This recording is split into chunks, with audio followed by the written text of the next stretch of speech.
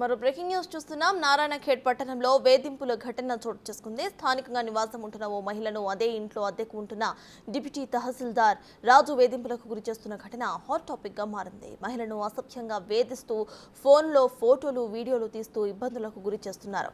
అంతేకాకుండా మహిళ చేయి పట్టుకొని కూడా లాగడంతో సదరు మహిళ రాజును చితకబాదింది.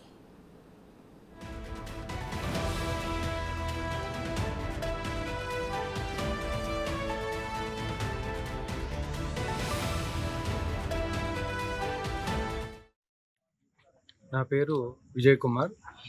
ఈరోజు సాయంత్రం 7 గంటల ప్రాంతంలో మా ఆవిడ బట్టలు ఆరేయడానికి, బెడ్షీట్స్ ఆరేయడానికి ఇంటిపైకి వెళ్ళినప్పుడు అతను వేరే వైపు కుర్చీ ఉన్నటువంటి వాడు మా ఆవిడ వైపు కుర్చీ తిప్పుకొని అసభ్యంగా కామెంట్ చేశాడు, ఏగి అని మాట్లాడాడు.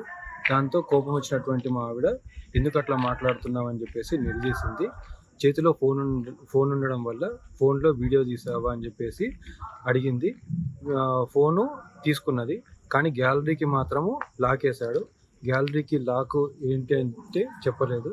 నేను మా ఆయనకి ఇస్తాను, తర్వాత మా ఆయన దగ్గర నుంచి ఫోన్ తీసుకో అని చెప్పేసి కిందికి వస్తున్నటువంటి సమయంలో మా ఆవిడ పైకి వెళ్ళి ఫోన్ తీసుకునే నెపంతో ఆమె చేయి పట్టుకునే ప్రయత్నం చేసిండు.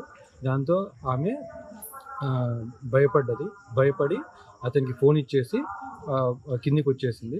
వచ్చిన తర్వాత నాకు ఆ విషయం చెప్పడం వల్ల నేను వెళ్ళి అడిగినప్పుడు కూడా అతను క్షమించమని కూడా అడగకుండా తలతిక్క సమాధానాలు చెప్పాడు. నేను అడిగితే మళ్ళీ నా మీద లేడీని ఇన్వాల్వ్ చేసి కేసు బుక్ చేస్తారు, కేసు పెడతామని బెదిరిస్తారు. మళ్ళీ ఉంటా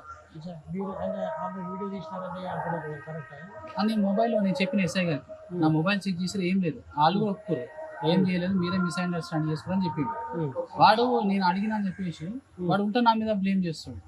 నేను ఎస్ఐ గారు చెప్పిన నా మొబైల్ నేను ఎక్కడ ఇంక్వైరీకి వచ్చినా రమ్మన్నా వస్తా అని చెప్పిన. నా మొబైల్ కూడా పోలీసు వాళ్ళకి హ్యాండ్ ఓవర్ చెప్పేసిన. ఎస్ఐ గారు చెప్పిన సార్ ఆగండి అని చెప్పి నేను అడిగితే మళ్ళీ నా మీద. వెంటనే ఆ మహిళ తన భర్తకు సమాచారం ఇవ్వగా ఇంటికి చేరుకున్న అతను రాజు పారిపోతూ ఉండగా స్థానికులు సాయంతో పట్టుకుని పోలీసులకు పట్టించారు. మహిళను చెయ్యి పట్టుకుని లాగిన దృశ్యాలు, రాజును కొడుతున్న దృశ్యాలు సీసీటీవీ ఫుటేజ్లో క్లియర్గా రికార్డ్ అయినట్టు చెబుతున్నారు. ఈ ఘటనపై కేసు నమోదు చేసి దర్యాప్తు చేస్తున్నట్టుగా పోలీసులు వెల్లడించారు.